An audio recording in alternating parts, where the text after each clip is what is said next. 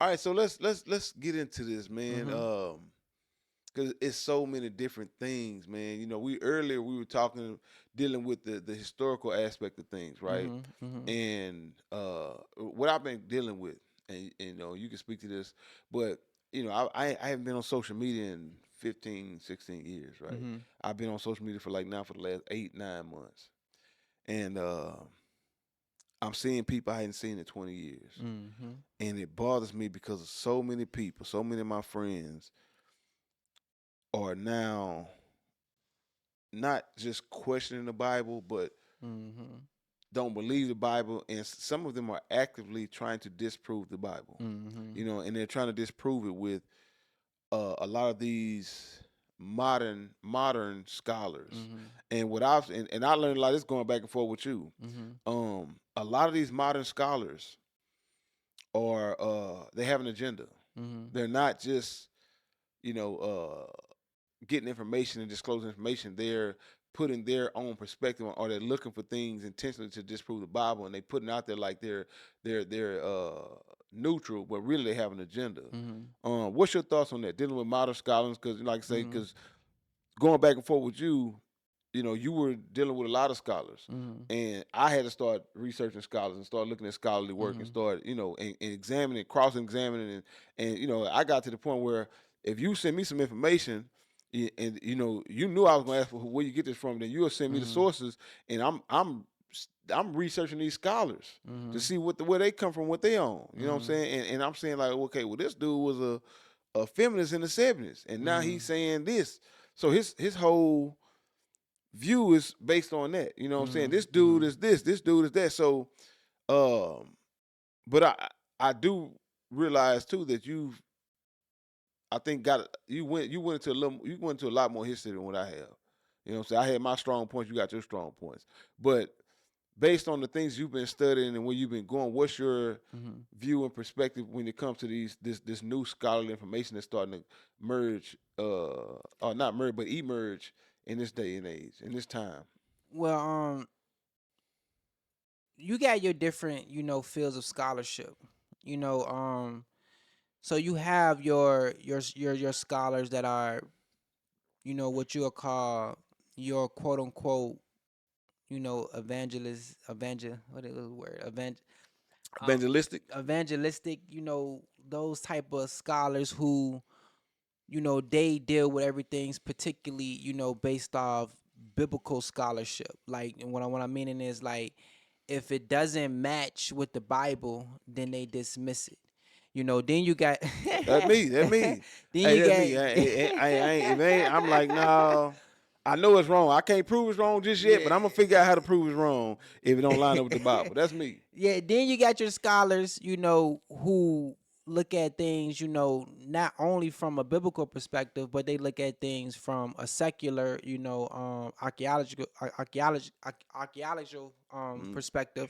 And then also, just looking at things like, okay, just weighing the options. So I mean, a lot of this critical scholarship started around the 1900s, Mhm. okay, Mhm. around the 20th century, it started really, with it, these German scholars and things like that, where they was, really textual criticism, the Bible, and not necessarily, and I don't want to put this out here, you know all because a scholar may say, okay, this is not true in the Bible, but this is what's true in history.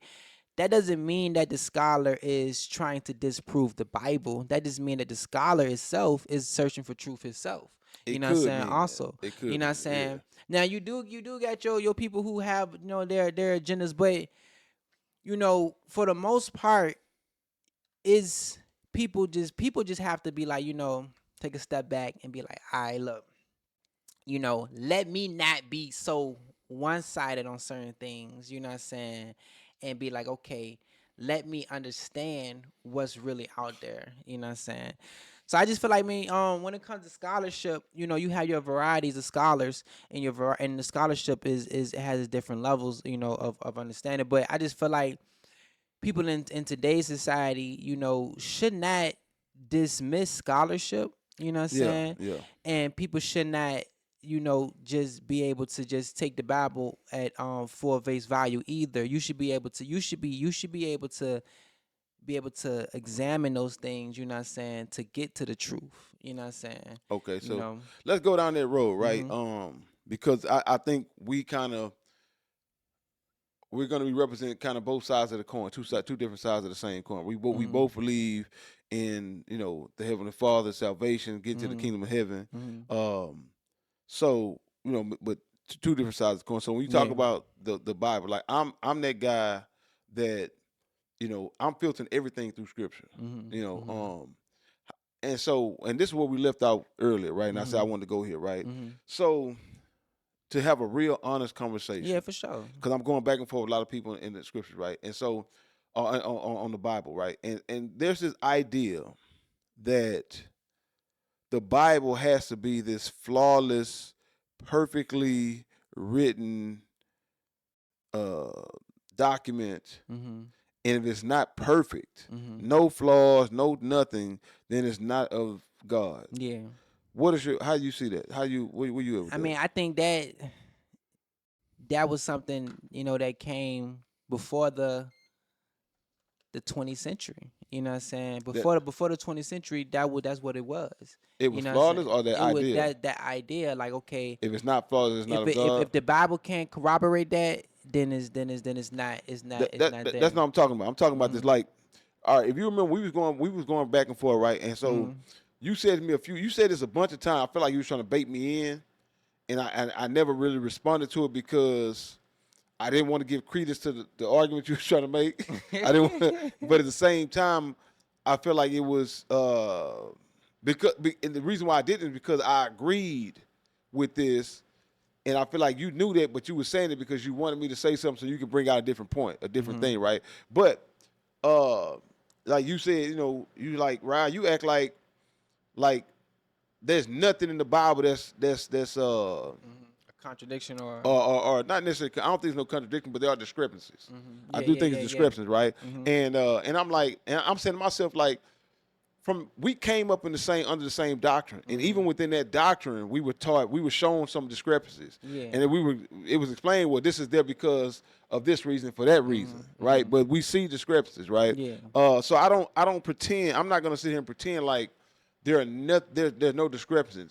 Now, majority of the things that people come to me with about, well, this about this, I'm it's not discrepancies. I can Mhm. explain this, I can explain it, because it's things I'm aware of that I wouldn't even tell them, because I feel like that would give them just like, see right there. That's Yeah, why I yeah, don't believe in yeah. it. Like, you didn't even know that. Yeah, But yeah, then you're gonna yeah. use that as an excuse to say Yeah. that's why you don't believe in the scriptures. Yeah. But there are some things in the scripture that's like, well, how is this and how these two things Yeah, work yeah. together? Mhm. Um, but when you start dealing with, like, on the scholarly level, you start dealing with things on the historical level. You have to take into consideration all different things, because Mhm. this is a historical record of a people Mhm. that was passed down orally, Mhm. right? That eventually got written down, Mhm.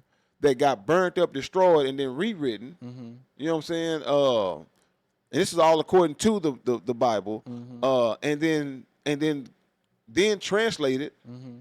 into multiple languages, Mhm. and then over a couple thousand years, Mhm. Mhm. and then we have it today. And so to expect it to be flawless, Mhm. I think it's unrealistic. Mhm.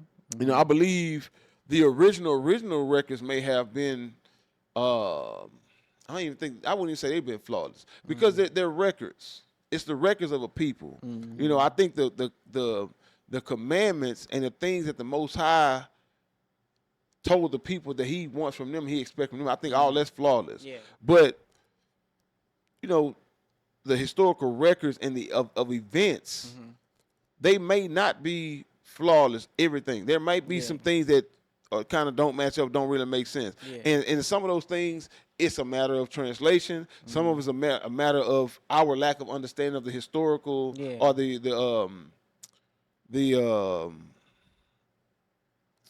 not historical. What I'm saying, yeah, that was the one I'm looking for, man. The what? The way people live. I'm just What? Just. What's the one I'm looking for, man? Come on, Just man. the way of life or what? What Yeah, you? yeah, they way of life. What's the Mm-hmm. word I'm looking for? Their The culture. culture. Culture. Yeah. Thank you. Yeah, you know what I'm saying. Some of it's a matter of understanding the culture, and we have a Mm-hmm. as the average Christian, the average Yeah. Bible reader has very little understanding of the culture of the Hebrew people Yeah. during the different ages, because the culture evolved and changed Yeah. over time as well. Mm-hmm. So, but I know I said a lot, but just based on those things, like Mm-hmm. where are you at, and what's your perspective on the Bible being flawless and the some of the so-called discrepancies. Some Mm-hmm. people even argue contradictions. I disagree. But where you at? Do you think if the Bible is not flawless, Mm-hmm. then it's not of God, or God didn't write it, or you shouldn't deal with it? I mean, I don't. I think we have to we as Bible believers, because even Christians, okay, even Christians, you can go to a Christian and you can show them something in the Bible that may contradict, what they believe, and then they gonna be like, they gonna go against that. They You know just what I'm dismiss saying? it, Yeah, they just like dismiss it. they So ignore what the Bible says. I just Right. think as believers, in that we have to be able to understand the put together of the Bible. Okay, so when I mean the put together of the Bible, I mean we have to separate the stories from the history. So when you start to get into like the book of Kings, a lot of that stuff is actually like built on like a lot of history. You know what I'm Mm-hmm. saying? Kings and Chronicles, because a lot of these kings can be corroborated in secular history, Right. or extra biblical history. You know what I'm saying? Well, extra biblical history can be secular history. It can be corroborated with that. So you like, okay, so we have to be able to separate stories, you know what I'm saying, from actually history. And I'm just talking about within the Bible itself. Yeah. Because you got stories, you know what I'm saying, that can't be corroborated with secular history at all. Then you got things in the Bible, history in the Bible, that can be corroborated with secular history. So we have to be able as believers to know, okay, this is the stories, and these stories, may have some truth to it, and it was passed down, based off, things, and it can be changed around based off the different generations. Things can be changed around, so we have to be able to understand the stories from the history. You know what I'm saying? And your average Bible believer don't know that. You know what I'm saying? And it's a lack of information or just ignorance. You know what I'm saying? Based off what we've been taught, or based off the narrative that's put out there, going back to the 20th century. Before the 20th century, if you saying this is not true, you know what I'm saying, most of everybody looking at you crazy. You know what I'm saying? It wasn't until you had your serious scholarship that started to come into the 19th century, and they finding different artifacts in there. They like, okay, they lining it up and saying this don't add with what we see, you know what I'm saying? Or we What? can't find this, in areas that we're digging at, that's saying this is, the Bible says something happened in this area. They dig in this area, dig, dig, dig, dig, dig, dig, dig. And it's certain things that's mentioned in the Bible that's saying things that can't be found, you know what I'm saying, in these same specific areas. See, So see, now you going there, see? yeah, I mean, Because in my mind, here it is, I'm saying it hadn't been found yet. but I mean, it's things that haven't been found yet, and it's things that it's like, okay, we may not find it because it's not there. You know what I'm I saying? mean, okay, Also, that's possible. so But like we were talking about earlier, they mhm, bring back to the Hittites. That was the mhm, argument they made the Hittite. And they kept mhm, digging, digging, digging for years and years. yeah, Couldn't find nothing. And then in the 78 or 80 in the mhm, 80s, mhm. all of a sudden they find it. And when you find it, then you need to be able to be like, okay, this is this is true. So, Then we're able to examine the both things. We're able to so, examine the literature and the artifacts. You So know let what me I'm ask you this saying? question, man. So how many things have to be discovered that the Bible said was there that people that didn't even know existed? You Mhm, only find this in the Bible. Like the Hittites was only mhm, found in the Bible. There's mhm, no they had no other records of the Hittites outside the Bible. mhm, And they saying, okay, who are these people that we can't find them nowhere else in history? mhm, And then and that was an argument they used a lot to say that the Bible wasn't what it claimed to be. And mhm. then boom, they hit the Hittites. You know what I'm saying? And so how many different things, how many times does the Bible have to prove itself before it's accepted as, you know what, this is a actual historical document? We can trust the Mhm. stories in the Bible even if we don't have the archaeological evidence to support it Mhm. yet. How many times does the Bible have to hit a home run? Like they did the same thing with Sodom and Gomorrah. It don't exist. Well, first of all, the Bible said it was going to be utterly destroyed. So I don't know what you're expecting to find. And then they kept digging in that area and didn't find nothing for a long time. And then boom, they hit a whole layer of sulfur. The purest sulfur on the face of the earth. 97% pure sulfur in the area where the Bible says Sodom and Gomorrah was going to be destroyed with fire and brimstone. And for anybody who don't know, brimstone is sulfur. You know what I'm saying? Then they found like pottery and stuff like that. But what was interesting about it, they found some of it that was burnt on one side so fast and so hard that it would have been equivalent to like a nuclear blast. But we know during the Bronze Age, I think it was when Sodom and Gomorrah was destroyed. I think it was the Bronze Age. But they didn't have nuclear, bombs. Yeah. So I'm up here on the site called locally Nuweiba, and this is the site that the archaeologists associated with Gomorrah. So here you can see that ashy layer that's just underneath the surface. This is full of burned pottery. It's full of the fragments of human bones. The question is what evidence is there of this burning sulfur that rained down? Well, it seems that the culprit are these sulfur balls that are also found in this area. So where are these sulfur balls coming from? They're coming from this geological formation. You can see sulfur balls, what is called in situ, in place. They're placed right here in this particular layer. So if I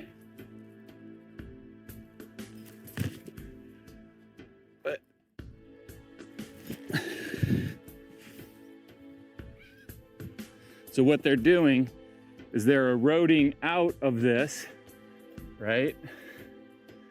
And then washing down in the ravines. And so you have all of these preserved in this geological layer that goes and goes and goes. And so that's where they're coming from.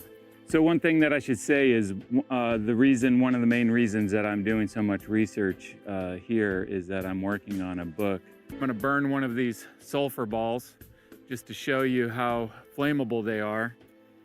I gotta be careful because, man, when you get a whiff of these things, it's really nasty.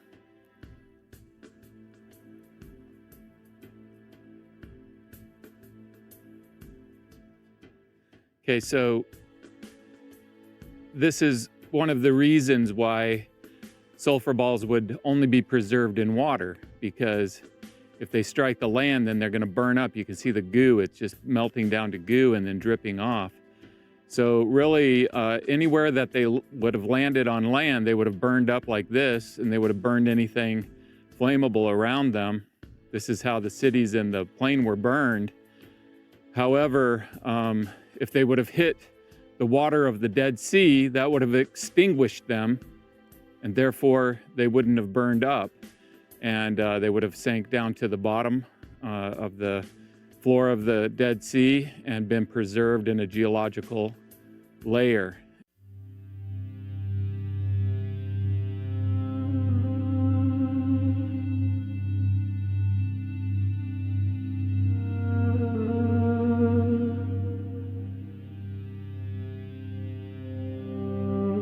I've lived in the biblical world now for over 15 years, and I mean, things just always end up being more obvious than mysterious. So when you have something described in the Bible and you go to that place and you look it over, you look at the excavation work that's been done, there's always not just a fit, but an obvious fit. And so the more that I explore this land, the more that I excavate in it, and the more that I understand these different places and what the Bible describes in them, the more the biblical account just comes to life and is substantiated. And this is a perfect example of this. We're not talking about a burn destruction layer over just one city. We're talking about multiple cities. We're talking about burn layers over graves in the cemetery. And we're talking about a historical source in the Bible that gives us a description of what happened describing this burning sulfur that is coming down like rain out of the sky. And then in this area, we have this geological phenomenon of these sulfur balls that are preserved in a geological layer and preserved because they were once under the Dead Sea. And so you bring it all together, the historical, the archaeological, the geological evidence, and we see very clearly how this all works exactly. It maybe still needs some more study, but we see very clearly the correlation between the history, the archaeology, and the geology, and so the biblical account is substantiated.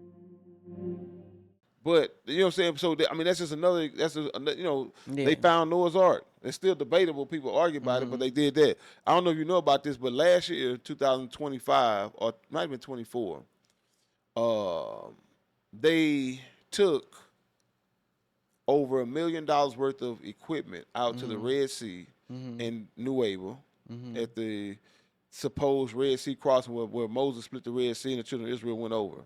They went over there. And they start diving. I'm talking about top of the line sonar, radar equipment, and they found chariot wheels, horse bones at the bottom of the sea in the Red Sea crossing. I've been in Nuweiba. I went. The city of Nuweiba, and the water's right there. Hopefully we going to one of these resorts right there on that water. We are in Nuweiba. Y'all look. Stop, Mike. Look. The city of Nuweiba before us. This is where I'm hoping to confirm the Red Sea crossing, the children of Israel crossed, somewhere over here. And across that sea, if you can see across that body of water, look at the mountain range over there. That's Saudi Arabia right over there. That's crazy. See that big old mountain range? Roll that one down so you can get that. Across the sea, look, see that like a cloud off. Yeah. That is Saudi Arabia right over there. Look at that.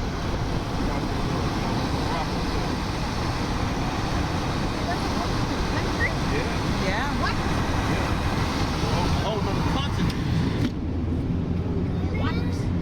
I went like October of 2024. I know it was October because we left. Matter of fact, it was when we left that night, man. We left. It was Halloween night, and I didn't realize it was Halloween when we left.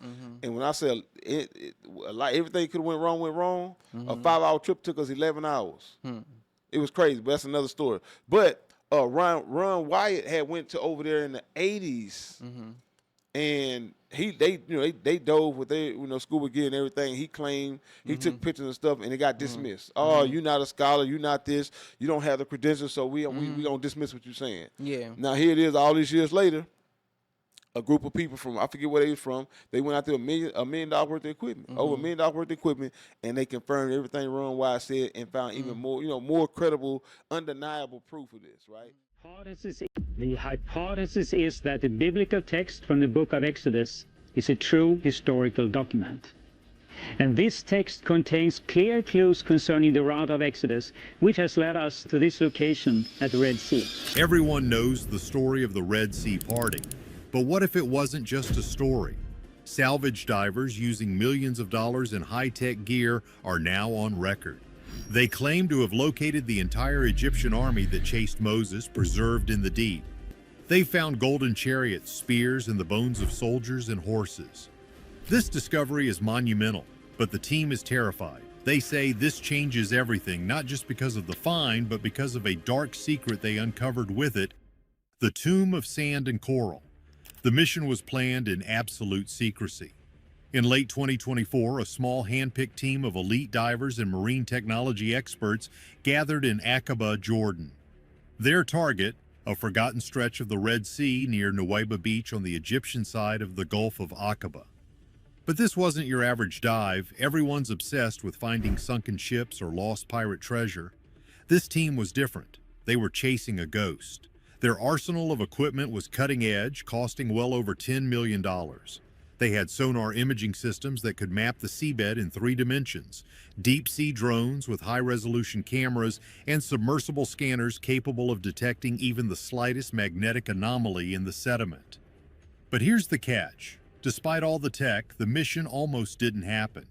The thing nobody tells you is that this kind of exploration is loaded with political red tape. Funding requests sent through traditional archaeological channels were rejected immediately. Government agencies and universities dismissed the idea as pseudoscientific nonsense. One Israeli antiquities official reportedly scoffed, saying there was nothing there but coral and conspiracy. To make matters worse, several governments quietly warned the divers not to explore the site, citing fragile marine preservation laws. It became clear that someone didn't want those waters disturbed, but that resistance only hardened the team's resolve. A group of discreet private backers finally stepped in.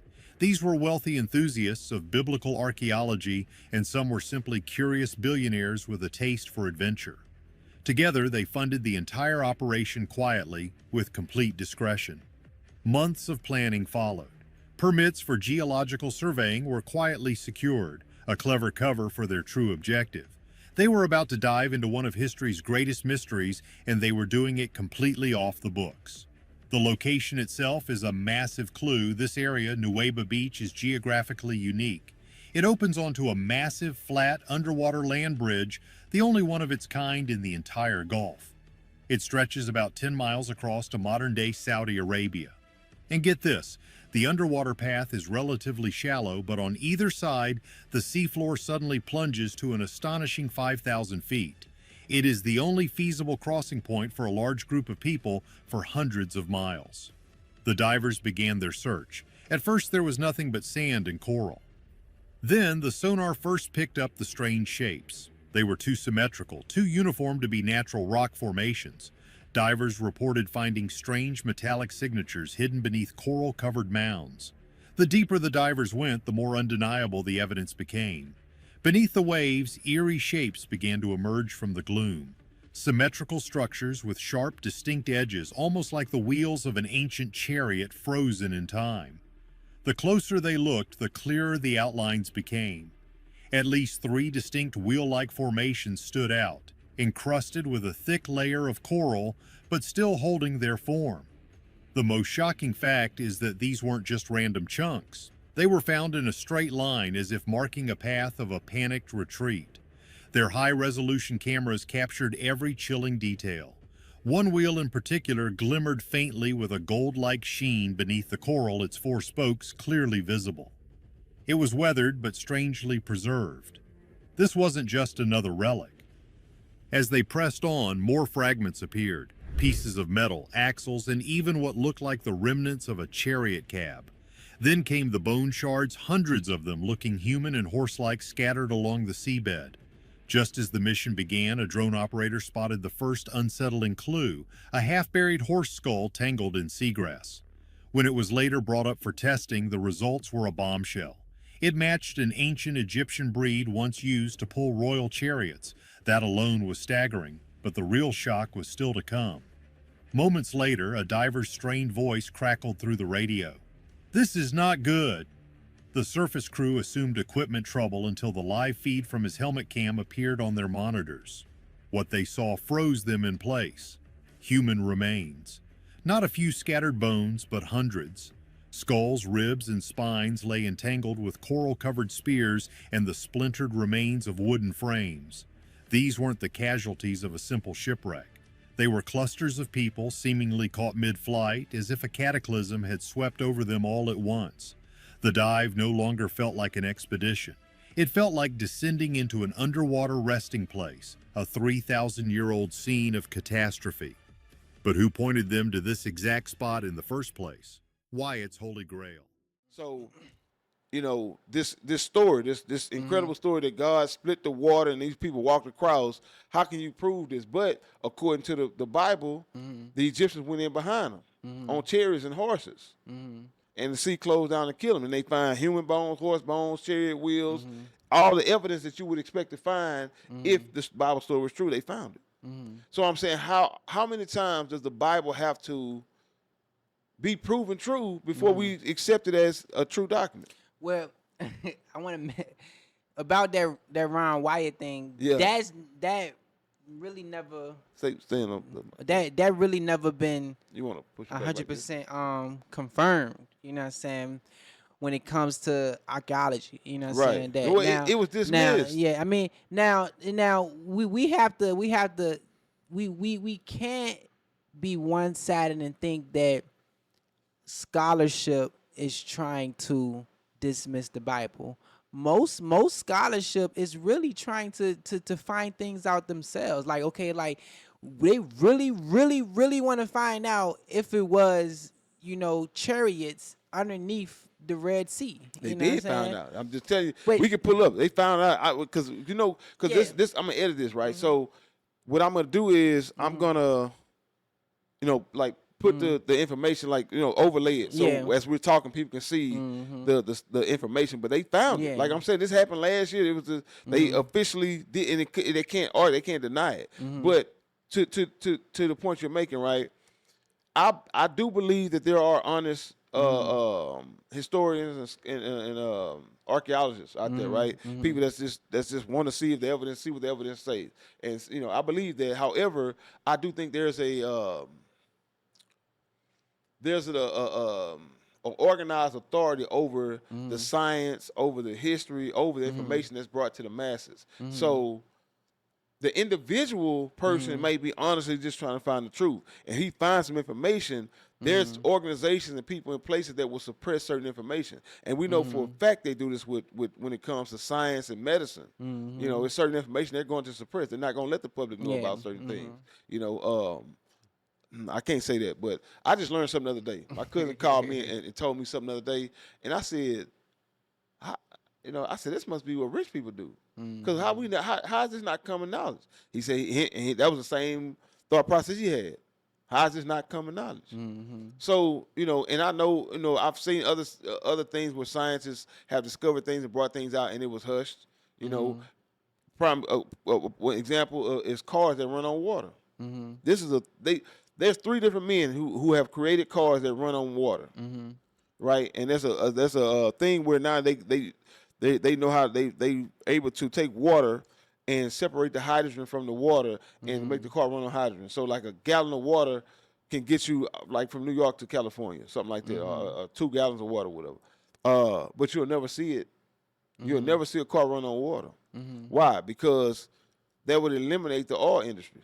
Like that would be, I don't know what percentage of the oil industry that cars would. It would eliminate, gas. All gas, it would be obsolete. Who gonna pay all that money for gas when you can just get a bottle of water? Yeah. I'm just, I know, but No, I'm saying, but I'm just saying that's an example. Like all 3 of those men were killed. All 3 of them were killed. You know what I'm saying? And the patents are not available. You know what I'm saying? So there's an active plan in place. There's an active body that suppresses certain information. Now, well, you mentioning, okay, I get what you're saying, but we have to separate. Okay, the world is not against the Bible like we think like you think it is. You know what I'm saying? It would give more credence to Christianity if things will be validated. I think sometimes it's our expectations. We expect the Bible to be so literal that when it comes to these things that we can't accept the fact that maybe an accident historically maybe it didn't happen the way that it is in the Bible. Not to say an Exodus didn't happen, but not the way that is inscribed in the Bible. So it's our expectations as believers also, because we've been so fixated on what we've been reading. You know what I'm saying? So when we do see something that may seem like it's going against it, but it's really not. It's just our expectations. You know what I'm saying? That's what I'm starting to realize as a historian, that that it's our expectations. You know what I'm saying? So not to say that the Exodus didn't happen, you know what I'm saying, but our expectation of the Exodus. You know what I'm saying? So that's where it really boils down to. You know what I'm saying? Our expectations as Bible believers. You know what I'm saying? It's not about the Bible trying to how many home runs can the Bible hit. It's our expectations, really. You know what I'm saying? And sometimes it can throw us off to be like, oh, it really didn't happen like that, but it happened.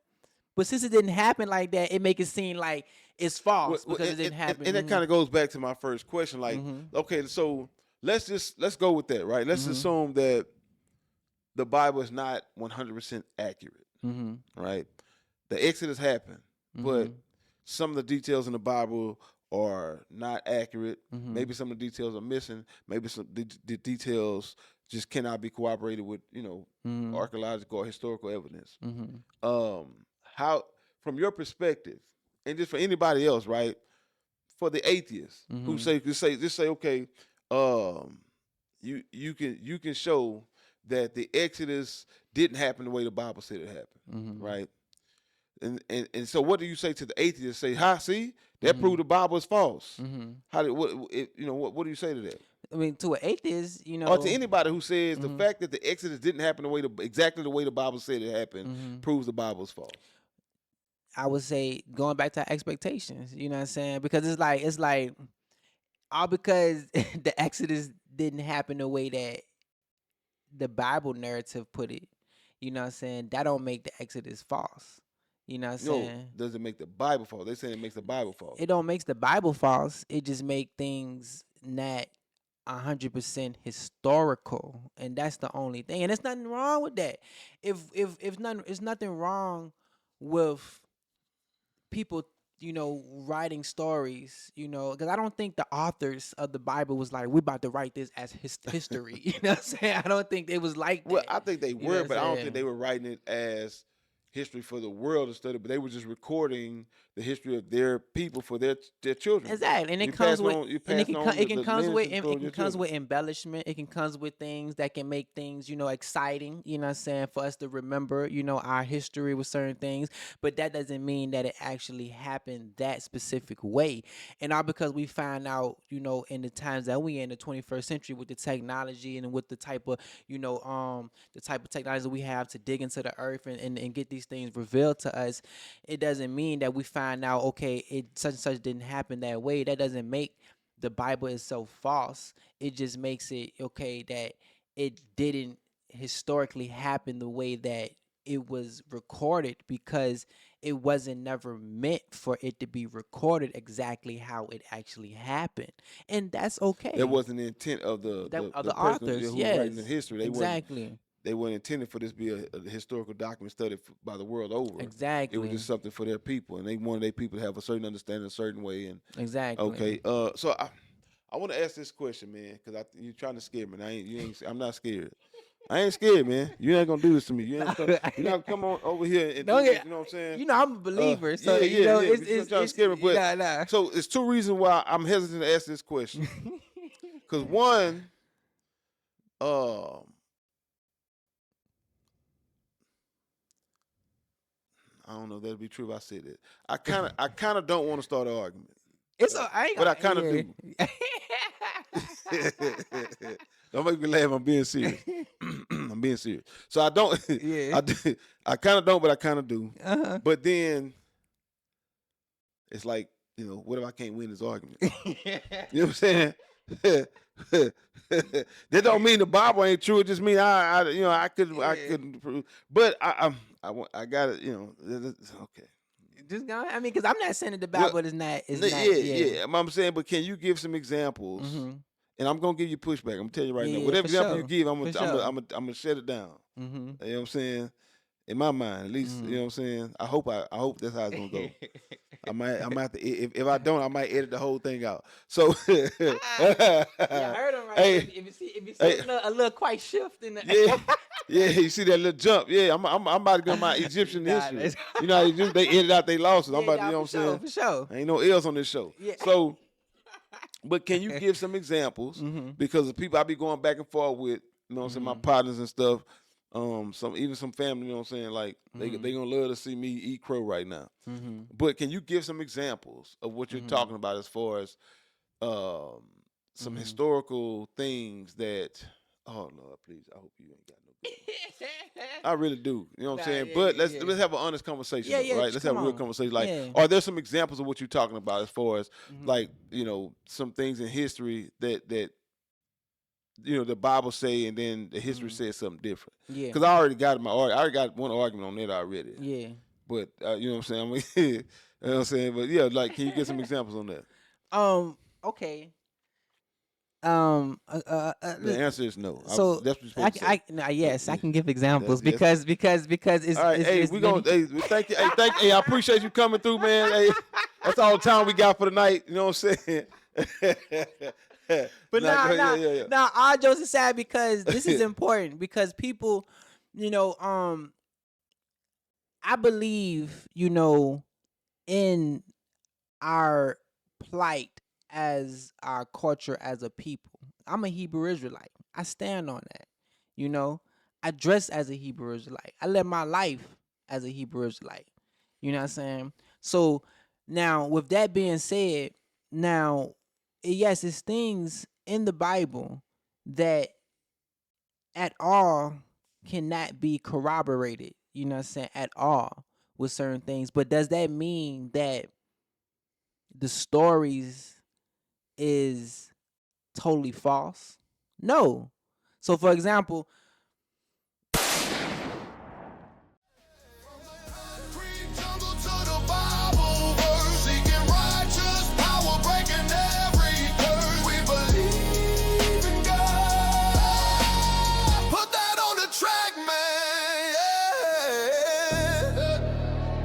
This ain't just a broadcast. This is family right here. Laugh. Learn and be encouraged. Let go of all the fear. Bold faith.